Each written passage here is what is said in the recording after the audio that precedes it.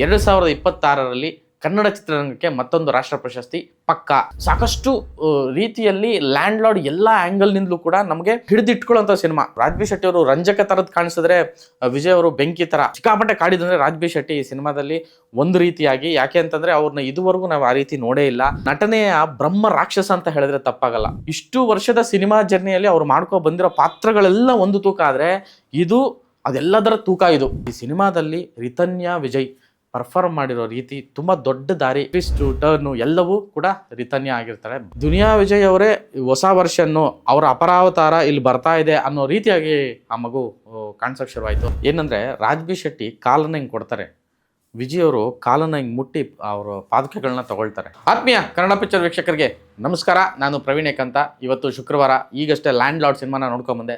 Land lord ನಿಮಗೆಲ್ಲ ಗೊತ್ತಿರೋಂಗೆ ಬಹು ನಿರೀಕ್ಷಿತ ಸಿನಿಮಾ, ಭಾಳ ದೊಡ್ಡ ಸಿನಿಮಾ. ಈ ಸಿನಿಮಾ ಟ್ರೈಲರ್ನ ನೋಡಿದಾಗಲೇ ಅದರ ಒಂದು ರಿಯಾಕ್ಷನ್ಸು, ಆ ಒಂದು ರಿವ್ಯೂಸು ನೀವೆಲ್ಲ ಕಂಡಿದ್ದೀರಿ. ಅವರ ಇಡೀ ಚಿತ್ರತಂಡದ ಮಾತುಕತೆಯನ್ನು ಕನ್ನಡ ಪಿಕ್ಚರ್ ನೀವೆಲ್ಲ ನೋಡಿದಿರಿ.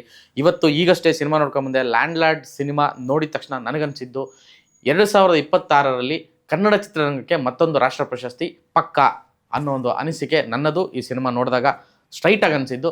ಇದರ ಜೊತೆಗೆ ಈ ವರ್ಷ ದೊಡ್ಡದಾಗಿ ನೆನಪಲ್ಲಿ ಇಟ್ಕೊಳ್ಳೋವಂಥ ವರ್ಷ ಆಗುತ್ತೆ ಈ ಸಿನಿಮಾ ಮೂಲಕ ಅಂತ ಹೇಳೋದಕ್ಕೆ ಇಷ್ಟಪಡ್ತೀನಿ. ದುನಿಯಾ ವಿಜಯ್ ಅವರ ಕೆರಿಯರ್ಗೆ ನೆನಪಿಟ್ಕೊಳ್ಳೋಂಥ ಸಿನಿಮಾ. ರಾಜ್ಬಿ ಶೆಟ್ಟಿ ಅವರ ವೃತ್ತಿ ಬದುಕಿನ ಮೈಲುಗಲ್ಲು, ಒಂದು ತಿರುವು ಅಂತ ಹೇಳಿದ್ರೆ ತಪ್ಪಾಗಲ್ಲ. ಆ್ಯಂಡ್ ದುನಿಯಾ ವಿಜಯ್ ಅವರ ಮಗಳು ರಿತನ್ಯಾ ವೃತ್ತಿ ಬದುಕಿಗೆ ತುಂಬ ದೊಡ್ಡ ಒಂದು ದಾರಿ ಈ ಸಿನಿಮಾ. ಈ ಸಿನಿಮಾದಲ್ಲಿ ಸಿಂಬಾಲಿಕ್ ಆಗಿ ಅದು ಗೊತ್ತಿಲ್ಲ, ಅದು ಸಿನಿಮಾ ಸೀನಿಂಗ್ ಮಾಡಿದ್ರು ಏನೋ ಅಂತ, ದುನಿಯಾ ವಿಜಯ್ ಅವರು ಅವರ ಮಗಳ ಕಾಲಿಗೆ ಮುತ್ತನ್ನು ಕೊಟ್ಟು ಇಲ್ಲಿಂದ ಆರಂಭ ಹೋಗಮ್ಮ ಅಂತ ಪೊಲೀಸ್ ಡ್ಯೂಟಿಗೆ ಕಳಿಸ್ತಾರೆ. ಸೊ ಆ ಒಂದು ಸನ್ನಿವೇಶಕ್ಕೂ ಈ ಸಿನಿಮಾ ರಂಗಕ್ಕೆ ಅವರು ಪಾದಾರ್ಪಣೆ ಮಾಡಿಸಿರೋ ರೀತಿ ಕಾಣಿಸುತ್ತೆ. ಯಾಕೆಂದರೆ ಇಡೀ ಸಿನಿಮಾ ನೋಡ್ಕೊಂಡು ಬಂದ ತಕ್ಷಣ ಇದಿಷ್ಟು ವಿಷಯಗಳು ಹಿಂಗೆ ರಪ್ ಅಂತ ರಾಚುತ್ತೆ, ನಾಟುತ್ತೆ, ಒಳಗಿದೆ, ಇಳಿದುಬಿಟ್ಟಿದೆ. ಆ್ಯಂಡ್ ರಚಿತಾರಾಮ್ ಆ್ಯಂಡ್ ಆ ನಿಂಗವನ ಪಾತ್ರಧಾರಿಯಾಗಿ ಅವರು ಕೆರಿಯರಲ್ಲಿ ಅವರು ದಿ ಬೆಸ್ಟ್ ಆಗಿ ಈ ಒಂದು ಸಿನಿಮಾ ಮೂಲಕ ಕಾಣಿಸ್ಕೊಂಡಿರೋದು. ಆ್ಯಂಡ್ ಜಡೇಶ್ ಅವರು ಡೈರೆಕ್ಟ್ರು, ಆ್ಯಸ್ ಅ ಡೈರೆಕ್ಟರು, ಇಂಥ ಒಂದು ಡೈರೆಕ್ಟ್ರು ನಮ್ಮ ನೆಲದಲ್ಲಿರೋದು, ನಮ್ಮ ಚಿತ್ರರಂಗದಲ್ಲಿರೋದು ನಿಜವಾಗ್ಲೂ ಒಂದು ಅದೃಷ್ಟ ಅಂತ ಹೇಳಿದ್ರೆ ತಪ್ಪಾಗಲ್ಲ. ಈ ಥರದ ಒಂದು ಪ್ರತಿಭೆ ಈ ಸಿನಿಮಾ ನೋಡಿದ್ರೆ ಗೊತ್ತಾಗುತ್ತೆ ಜಡೇಶ್ ಅವ್ರು ಎಂಥ ಪ್ರತಿಭೆ ಅಂತ. ಇಲ್ಲಿವರೆಗೂ ಅವ್ರು ಏನು ಮಾಡ್ಕೊಬಂದಿದ್ದಾರೆ ಸಿನಿಮಾಗಳು ಅದು ಬೇರೆ, ಈ ಸಿನಿಮಾನೇ ಬೇರೆ. ಇಲ್ಲಿಂದ ಅವರು ಬೇರೆನೇ, ಅವ್ರನ್ನ ನೋಡೋ ರೀತಿನೇ ಬೇರೆ ಆಗುತ್ತೆ ಅಂತ ನಾನು ಭಾವಿಸ್ತೀನಿ. ಅಂತಹದ್ದೊಂದು ದೊಡ್ಡ ಪ್ರತಿಭೆ ಜಡೇಶು. ಅವರ ಒಳಗಿನ ಈ ಸ್ಕಿಲ್ಸು ನಿಜವಾಗ್ಲೂ ಇಮ್ಯಾಜಿನ್ ಮಾಡಿರಲಿಲ್ಲ. ಆ್ಯಂಡ್ ಆ ನಿರೀಕ್ಷೆ ಇರಲಿಲ್ಲ. ಬಟ್ ಸಿನಿಮಾ ನೋಡಿದಾಗ ಆ ಒಂದು ತುಂಬ ಮೆಟಾಫರ್ಗಳನ್ನು ಮಾತಾಡ್ತಾರೆ, ತುಂಬ ಮೆಟಾಫರ್ಗಳು ಈ ಸಿನಿಮಾದಲ್ಲಿ ಮಾತಾಡುತ್ತೆ. ಒಂದು ಅಂದರೆ ಕಣ್ಣು ಕಾಣ್ದಿರೋಂಥ ಒಂದು ಮಗು ಇದೆ. ಆ ಮಗು ಒಂದು ರೀತಿಯಾಗಿ ಇಡೀ ಒಂದು ಕತೆಗೆ ಒಂದು ಮೆಟಾಫರಿಕ್ ಆಗಿ ಪ್ರತಿನಿಧಿಸಿದ್ರೆ, ಇನ್ನೊಂದು ಕಡೆ ಕೊನೆಗೆ ಒಂದು ಶಾರ್ಟ್ ಬರುತ್ತೆ. ಉಮಾಶ್ರೀ ಅವರು ವಿಜಯ್ ಅವ್ರಿಗೆ ಒಂದು ಆಯುಧವನ್ನು ನೀಡುವಂಥ ಒಂದು ಸಣ್ಣ ಸೀಕ್ವೆನ್ಸ್ ಬರುತ್ತೆ. ಇದಲ್ಲದೆ ಪ್ರತಿ ಸನ್ನಿವೇಶದಲ್ಲೂ, ಪ್ರತಿ ಸೀಕ್ವೆನ್ಸಲ್ಲೂ ಕೂಡ ಈ ಥರದೊಂದು ವಿಷಯನ ಹೇಳಕ್ಕೆ ಹೋಗಿದ್ದಾರೆ. ಅಂದರೆ ಅವರು ನಿರ್ದೇಶನದ ಜಾಣ್ಮೆ ಮತ್ತು ಬರವಣಿಗೆ ಆ ಎರಡೂ ಕೂಡ ತುಂಬ ಅಚ್ಚುಕಟ್ಟಾಗಿ ಬ್ಲೆಂಡ್ ಆಗಿರುವಂಥದ್ದು. ಅಂದರೆ ಇದನ್ನು ಕಮರ್ಷಿಯಲ್ ಆಗಿ ಎಷ್ಟು ವೈಭವೀಕರಿಸಬಹುದು, ವಿಜೃಂಭಿಸಬಹುದು, ಅಷ್ಟು ಚೆನ್ನಾಗಿ ವಿಜೃಂಭಿಸಿದ್ದಾರೆ. ಒಬ್ಬ ಪ್ರೇಕ್ಷಕನಿಗೆ ಏನು ಬೇಕೋ ಅದನ್ನು ತುಂಬ ಅಚ್ಚುಕಟ್ಟಾಗಿ ಅದನ್ನು ಡೆಲಿವರ್ ಮಾಡಿದ್ದಾರೆ ಅಂತ ಹೇಳಿದ್ರೆ ತಪ್ಪಾಗಲ್ಲ. ಅಂದರೆ ಸಿನಿಮಾ ಸ್ಟಾರ್ಟಿಂಗಿಂದ ಎಂಡಿಂಗ್ವರೆಗೂ ಇಂಚಿಂಚಿಗೂ ಅವರು ರಂಜಿಸ್ತಾನೆ ಹೋಗ್ತಾರೆ.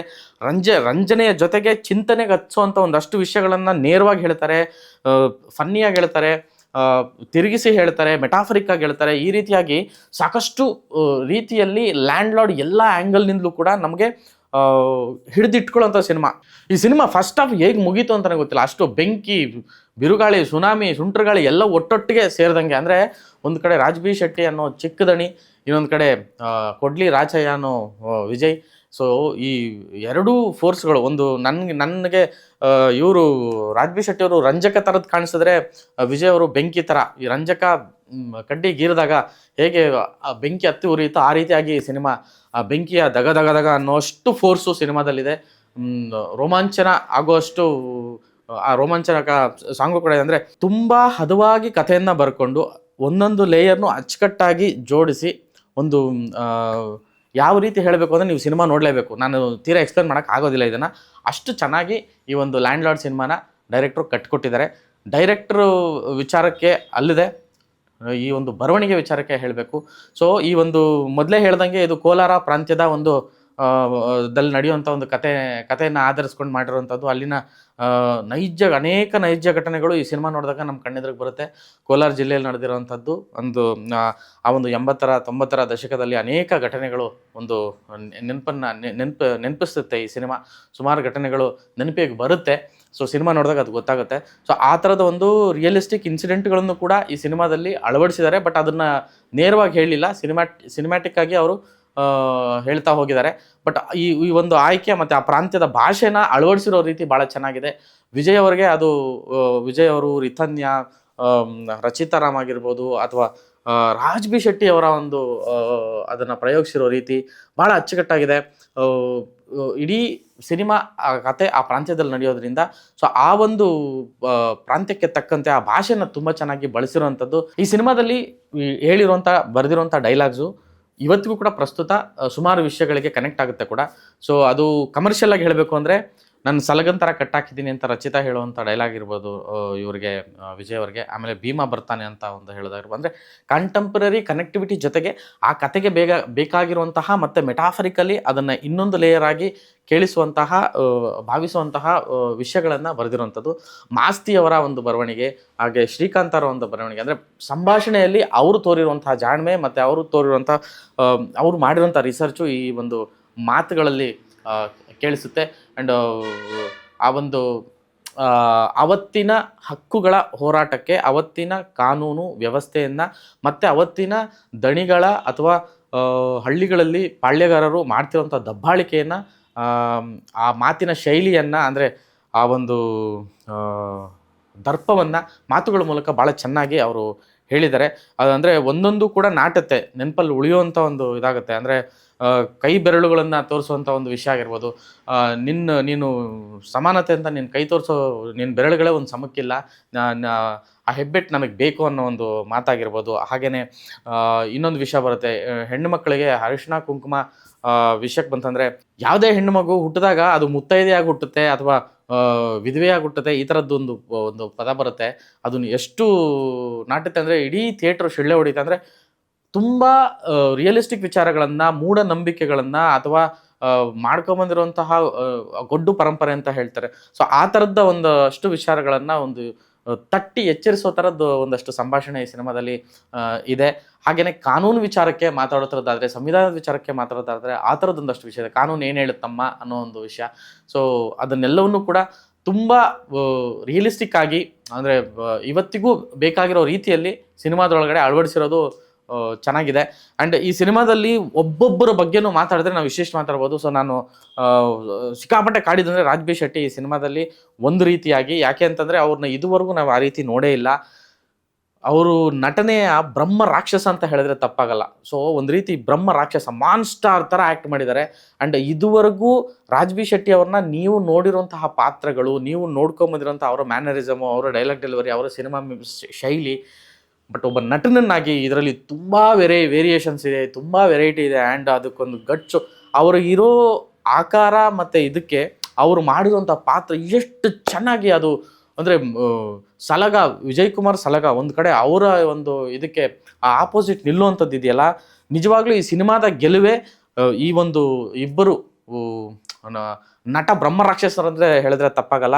ಸೊ ವಿಜಯ್ ಅವರು ನಾವು ಭೀಮಾ ತೀರದಲ್ಲಿ ಆಗಿರ್ಬೋದು, ಅವರು ದುನಿಯಾದಲ್ಲಿ ಆಗಿರ್ಬೋದು, ಅಂದರೆ ನಟನೆಯಲ್ಲಿ ಅವ್ರು ಎಷ್ಟು ಬೆಸ್ಟ್ ಅನ್ನೋದು ನೀವೆಲ್ಲ ನೋಡಿದ್ದೀರ. ಅಷ್ಟು ಒರಿಜಿನಲ್ ಆ್ಯಕ್ಟರ್ ಅವರು. ಸೊ ಮಣ್ಣಿನ ಗುಣ ಇರುವಂತಹ ನಟ ಅವರು ಯಾವ ರೀತಿ ಪರ್ಫಾರ್ಮ್ ಮಾಡ್ತಾರೆ, ಅವರ ಕೆಪಾಸಿಟಿ ಏನು ಅಂತ ನೀವು ಇಷ್ಟು ವರ್ಷ ನೋಡ್ಕೊಂಬಂದ್ರೆ, ಈ 20 ವರ್ಷದಲ್ಲಿ ಅವರೇ ಹೇಳ್ತಾರೆ ಒಂದು ಕಡೆ ಡೈಲಾಗು, ಈ 20 ವರ್ಷದ ನನ್ನ ಲೈಫ್ನ, 20 ವರ್ಷದಿಂದ ನನ್ನ ಬದುಕನ್ನು ನಾನೇ ಸವಾಲಾಗಿ ಬದುಕ್ತಾ ಇದ್ದೀನಿ ಅನ್ನೋದೊಂದು ಡೈಲಾಗ್ ಬರುತ್ತೆ ಸಿನಿಮಾದಲ್ಲಿ. ಅದು ಸಿನಿಮಾಗೂ ಆ ಕತೆಗೂ ಆಗುತ್ತೆ ಮತ್ತು ಅವ್ರಿಗೂ ವೈಯಕ್ತಿಕವಾಗಿ ಆಗುತ್ತೆ ಅಂತ ನಾನು ಭಾವಿಸ್ತೀನಿ. ಸೊ ಆ ಒಂದು ಡೈಲಾಗ್ ಹೇಳಿದಾಗ ನನಗನ್ಸಿದ್ದು, ಅಂದರೆ ಇಷ್ಟು ವರ್ಷದ ಸಿನಿಮಾ ಜರ್ನಿಯಲ್ಲಿ ಅವ್ರು ಬಂದಿರೋ ಪಾತ್ರಗಳೆಲ್ಲ ಒಂದು ತೂಕ ಆದರೆ, ಅದೆಲ್ಲದರ ತೂಕ ಇದು. ಲ್ಯಾಂಡ್ಲಾರ್ಡು ಕೊಡ್ಲಿ ರಾಚಯ್ಯ ಪಾತ್ರ ಏನಿದೆ ಅದೆಲ್ಲದರ ಒಟ್ಟಾರೆಯ ತೂಕ ಇದು.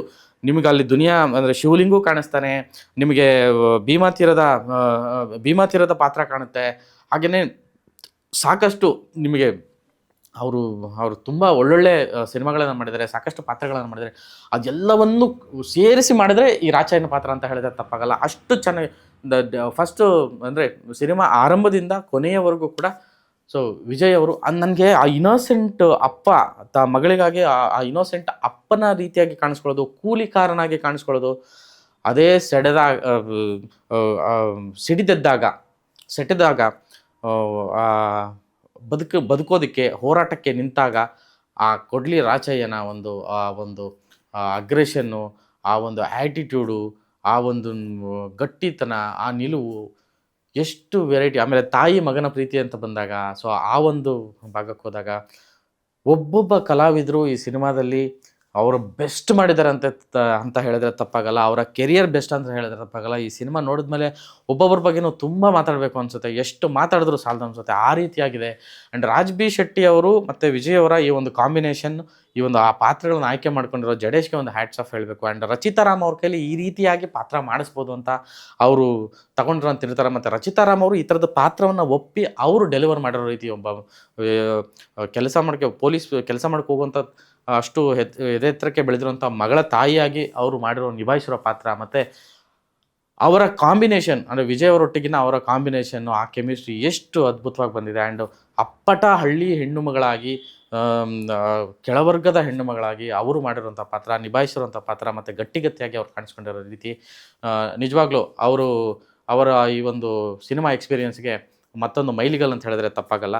ಇದು ಎಲ್ಲದಕ್ಕಿಂತ ಹೆಚ್ಚಾಗಿ ವಿಜಯ್ ಅವರ ಮಗಳು ಈ ಸಿನಿಮಾದಲ್ಲಿ ರಿತನ್ಯಾ ವಿಜಯ್ ಪರ್ಫಾರ್ಮ್ ಮಾಡಿರೋ ರೀತಿ ತುಂಬ ದೊಡ್ಡ ದಾರಿ ಈ ಹೆಣ್ಮಗುಗೆ, ಈ ಒಂದು ನಟಿಗೆ ಆಗುತ್ತೆ ಅಂತ ಹೇಳಿದ್ರೆ ತಪ್ಪಾಗಲ್ಲ.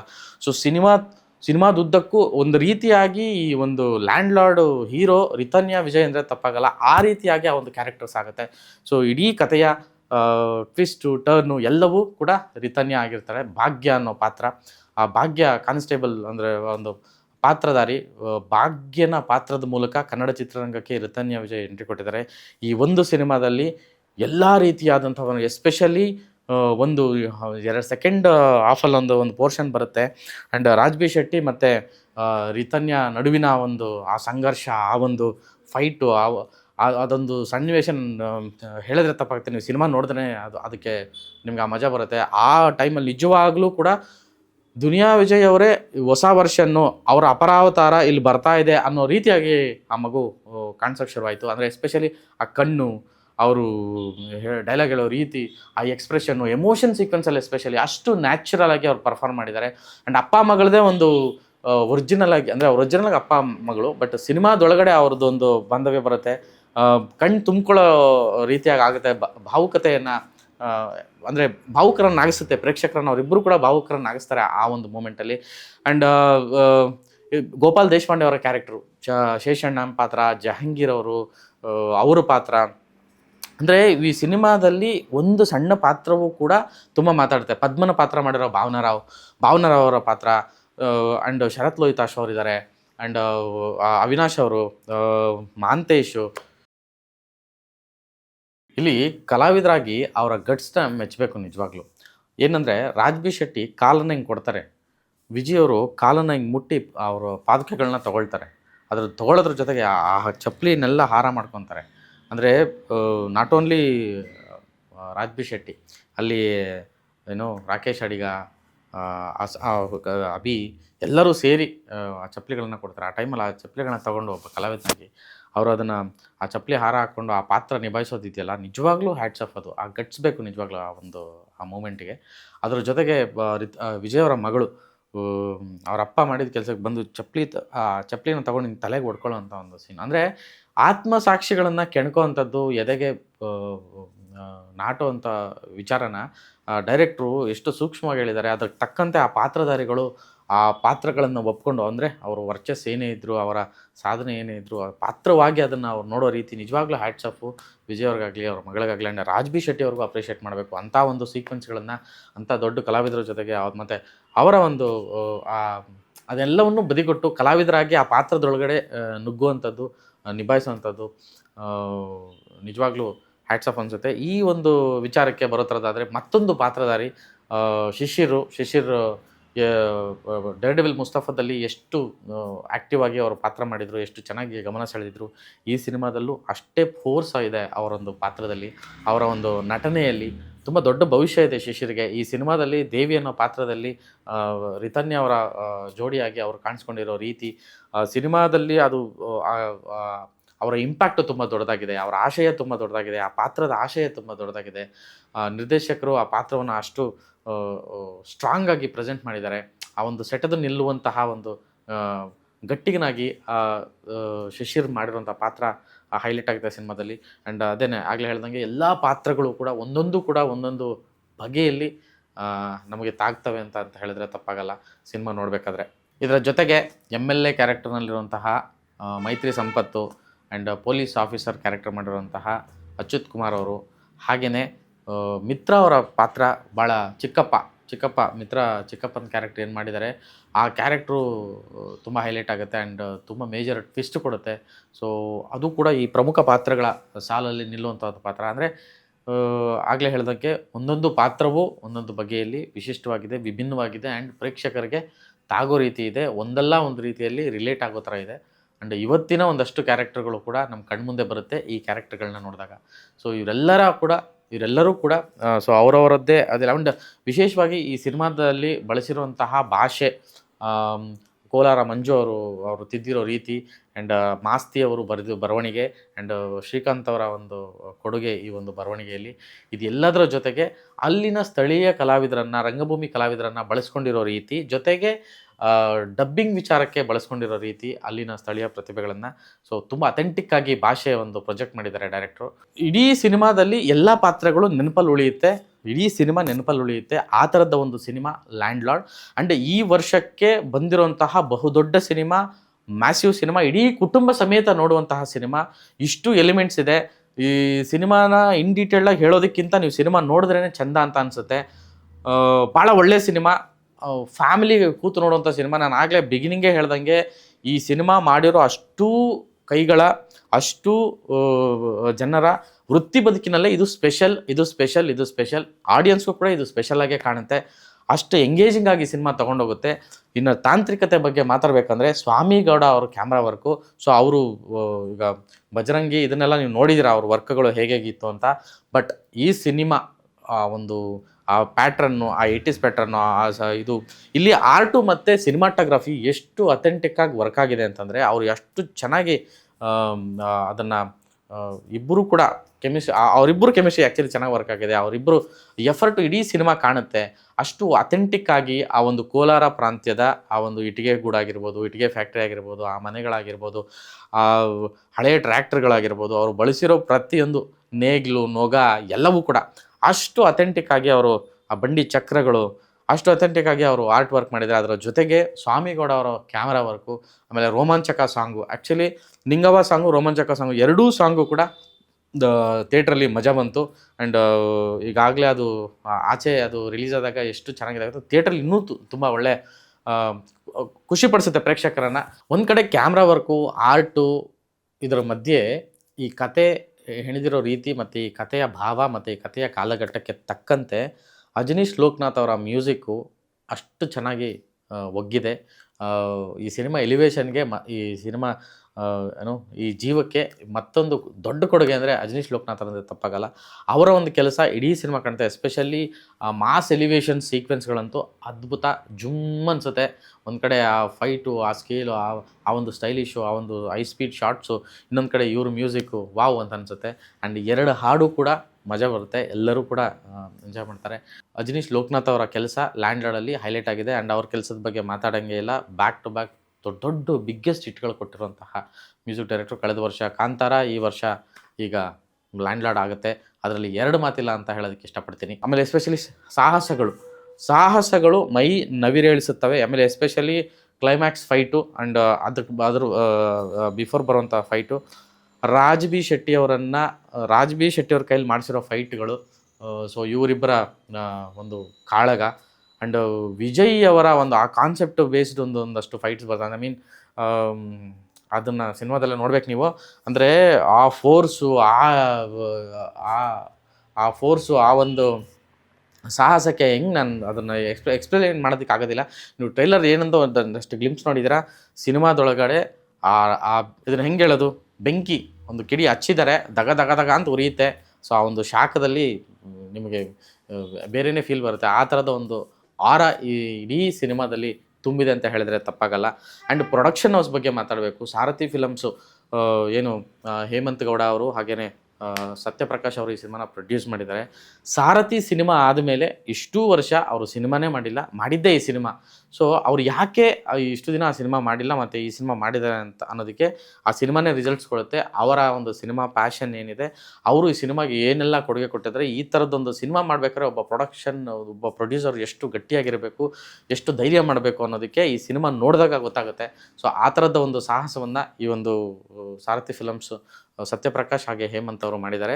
ಖಂಡಿತವಾಗ್ಲೂ ಅವ್ರಿಗೆ ದೊಡ್ಡ ಗೆಲುವು ಈ ಸಿನಿಮಾ ತಂದು ಕೊಡುತ್ತೆ ಅನ್ನೋ ಒಂದು ಭಾವನೆ ನನಗೆ ಬಂದಿದೆ. ಅಂದರೆ ಸಿನಿಮಾ ನೋಡಿದಾಗ ಅಷ್ಟರ ಮಟ್ಟಿಗೆ ನನಗೆ ಆ ಒಂದು ಫೀಲ್ ಆಯಿತು. ಸೊ ಇದು ರಿವ್ಯೂ ಅನ್ನೋದಕ್ಕಿಂತ ನನ್ನ ಅಭಿಪ್ರಾಯ ಅಂತ ಹೇಳೋದಕ್ಕೆ ಇಷ್ಟಪಡ್ತೀನಿ. ಸಿನಿಮಾ ನೋಡಿ ತುಂಬ ಮಾತಾಡಬೇಕು ಅಂದರೆ ಮಾತಾಡಿಸ್ತಾ ಇದೆ ಈ ಸಿನಿಮಾ. ಸೊ ಹಾಗಾಗಿ ಆ್ಯಂಡ್ ನನಗೆ ಉಮಾಶ್ರೀ ಅವರ ಒಂದು ಪಾತ್ರ, ಅವ್ರ ಬಗ್ಗೆ ಮಾತಾಡೋದೇ ಬೇಕಿಲ್ಲ, ಅವರಷ್ಟು ದೊಡ್ಡ ಲೆಜೆಂಡು. ಸೊ ಅವರ ಒಂದು ಪಾತ್ರ ಪೋಷಣೆ ಮತ್ತು ಅವರು ಮತ್ತು ವಿಜಯ್ ಅವರ ಕಾಂಬಿನೇಷನ್ನು ಆ್ಯಂಡ್ ನಿಮಗೆ ಈ ಸಿನಿಮಾದೊಳಗಡೆ ರಾಕೇಶ್ ಅಡಿಗ ಅವರ ಪಾತ್ರ ಇರ್ಬೋದು. ರಾಕೇಶ್ ಅಡಿಗನ ಪಾತ್ರ ಕೂಡ ತುಂಬ ಚೆನ್ನಾಗಿ ಹೈಲೈಟ್ ಆಗಿದೆ ಈ ಸಿನಿಮಾದ ಒಳಗಡೆ. ಹಾಗೆಯೇ ಅಭಿಷೇಕ್ ದಾಸ್ ಅವರು ಇಬ್ಬರು ಕಾಂಬಿನೇಷನ್ ಅವ್ರದ್ದು ಕೂಡ ಪಾತ್ರ ಹೈಲೈಟ್. ಅಂದರೆ ನಾನು ಆಗಲೇ ಹೇಳ್ದಂಗೆ ಪ್ರತಿಯೊಂದು ಪಾತ್ರನೂ, ವಜ್ರಧೀರ್ ಅವರ ಪಾತ್ರ ತುಂಬ ಹೈಲೈಟ್ ಆಗುತ್ತೆ. ಅಂದರೆ ಈ ಸಿನಿಮಾದೊಳಗಡೆ ನೋಡಿ, ಈ ಸಿನಿಮಾ ನೋಡ್ಕೊಂಡು ಬಂದು ಕೂತ್ರೂ ಇದೆಲ್ಲ ಪಾತ್ರಗಳು ಹಿಂಗೆ ಒಂದು ರೌಂಡ್ ಹೋಗ್ತಾ ಇದೆ. ಆ ರೀತಿಯಾಗಿ ಪಾತ್ರಧಾರಿಗಳೆಲ್ಲರೂ ಕೂಡ ಅವರವರ ಸಾಮರ್ಥ್ಯಕ್ಕೆ ತಕ್ಕಂತೆ, ಅವರ ಸಾಮರ್ಥ್ಯಕ್ಕೂ ಮೀರಿ ಆ್ಯಂಡ್ ಅವರ ವೃತ್ತಿ ಬದುಕಲ್ಲೇ ಒಂದು ವಿಶೇಷವಾಗಿ ಕಾಣುವಂಥ ಪಾತ್ರಗಳಲ್ಲಿ ಈ ಸಿನಿಮಾದಲ್ಲಿ ಕಾಣಿಸ್ಕೊಂಡಿದ್ದಾರೆ. ಸಿನಿಮಾ ನೋಡುವಂತಹ ಪ್ರೇಕ್ಷಕರು ನೀವು ನಿರೀಕ್ಷೆ ಇಟ್ಕೊಂಡಾದರೂ ಹೋಗಿ, ನಿರೀಕ್ಷೆ ಇಲ್ಲದೆ ಇದ್ರೂ ಹೋಗಿ, ಈ ಸಿನಿಮಾ ನಿಮಗೆ ಮಜಾ ಕೊಡುತ್ತೆ, ರುಚಿಸುತ್ತೆ ಮತ್ತು ಒಂದಷ್ಟು ಚಿಂತನೆಗೆ ಹತ್ಸುವಂಥ ಕೆಲಸ ಮಾಡುತ್ತೆ. ಅಂದರೆ ಇದು ಈ ಕಾಲಘಟ್ಟದ ಕಥೆಯಲ್ಲ, ಮತ್ತು ಈ ಕಾಲಘಟ್ಟದಲ್ಲಿ ನಡೀತಿರೋಂಥ ವಿಷಯ ಅಲ್ಲ. ಬಟ್ ಒಂದು ಬೇರೆ ರೂಪದಲ್ಲಿ ಅದೇ ವಿಷಯ ಈ ಕಾಲಘಟ್ಟದಲ್ಲಿ ನಡೀತಾ ಇದೆ ಅನ್ನೋದನ್ನು ಈ ಸಿನಿಮಾ ನೋಡಿದಾಗ ನಮಗೆ ಅದು ಮನನಿಗೆ ಬರುತ್ತೆ. ಸೊ ಸಿನಿಮಾ ನೋಡಿದಾಗ ಅದು ಗೊತ್ತಾಗುತ್ತೆ. ಸೊ ಆ 80ರ ಕಾಲಘಟ್ಟದಲ್ಲಿ ಏನೆಲ್ಲ ಆಗಿತ್ತು, ಹೇಗೆಲ್ಲ ಬದುಕಿತ್ತು ಎಲ್ಲರದು ಅನ್ನೋದು, ಮೇಲು ಕೀಳು ಅನ್ನೋ ಒಂದು ಇದು, ಮತ್ತು ಸಂವಿಧಾನದ ವಿಷಯ, ಸರ್ಕಾರದ ವಿಷಯ, ಅವತ್ತಿನ ಕಾನೂನು, ಮತ್ತು ಸಮುದಾಯಗಳ ನಡುವೆ ಇರುವಂತಹ ಒಂದು ಸಂಘರ್ಷ, ಇದು ಎಲ್ಲ ವರ್ಗದವರು ನೋಡಲೇಬೇಕಾದಂಥ ಸಿನಿಮಾ. ಮತ್ತು ಕ್ಯಾಟಗರಿ ಮಾಡೋಂಗಿಲ್ಲ. 80s ಜನ್ರೇಷನ್ ಅವ್ರು 80s 90s ಮಾಡಲ್ಸು ಆ ಜನ್ರೇಷನ್ ನೋಡಬೇಕು, ಜೆನ್ಜಿ ನೋಡಲೇಬೇಕಾಗಿರುವಂಥ ಸಿನಿಮಾ ಇದು. ಅಂದರೆ ಇದು ಅವರಿಗೆ ಇವರಿಗೆ ಅಂತ ಕ್ಯಾಟಗರೈಸ್ ಮಾಡಿದೆ, ಆ ಕಾಲದವ್ರಿಗೆ ಈ ಕಾಲದವ್ರು ಅಂತ ಕ್ಯಾಟಗರೈಸ್ ಮಾಡಿದೆ. ಎಲ್ಲ ಟೈಮಿಗೂ ಅನ್ವಯ ಆಗುವಂತಹ, ಮಜಾ ಬರುವಂತಹ, ಸಿನಿಮಾಟಿಕ್ ಆಗಿರುವಂತಹ ಒಂದು ಬೆಸ್ಟ್ ಸಿನಿಮಾ ಲ್ಯಾಂಡ್ ಲಾರ್ಡ್ ಈಗ ಬಂದಿದೆ, ಥಿಯೇಟರ್ಗಳಲ್ಲಿ ಇದೆ. ಬನ್ನಿ, ನೋಡಿ, ಎಂಜಾಯ್ ಮಾಡಿ. ನಮಸ್ಕಾರ.